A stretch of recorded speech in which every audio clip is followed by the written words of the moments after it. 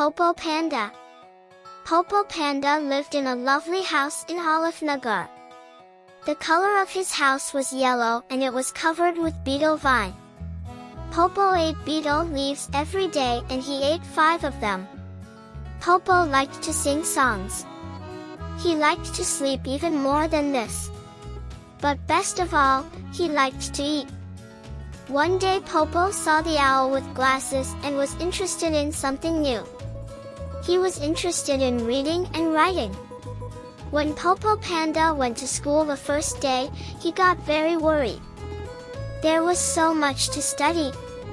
So much to study. So much to study. He started getting sleepy when learning math tables. Then he started to get hungry too.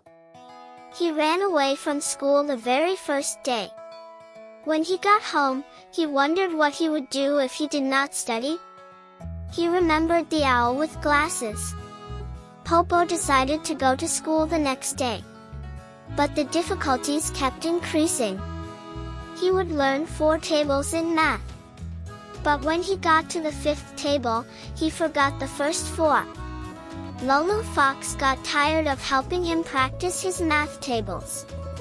Popo, unless you become active and reduce your belly, you will not be able to read and write, one day Bibi Ducky advised him kindly.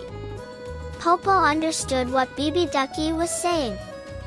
He stood in front of the mirror and measured his waist and tummy with a measuring tape. Oh ho! This is very large, he was worried.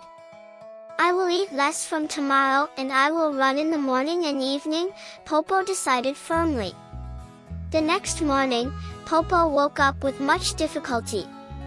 He came out of the house and started to run.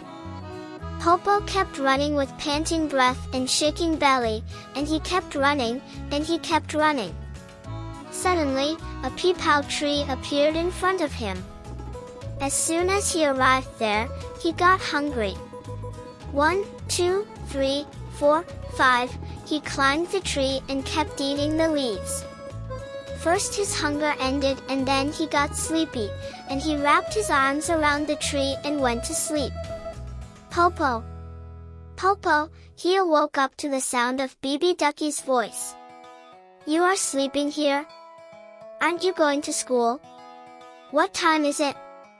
I was just about to go to school, he yawned and asked Bibi Ducky. No, school is open at 4:45, Popo. The school has ended, Bibi Ducky lifted her wing and pointed to her watch.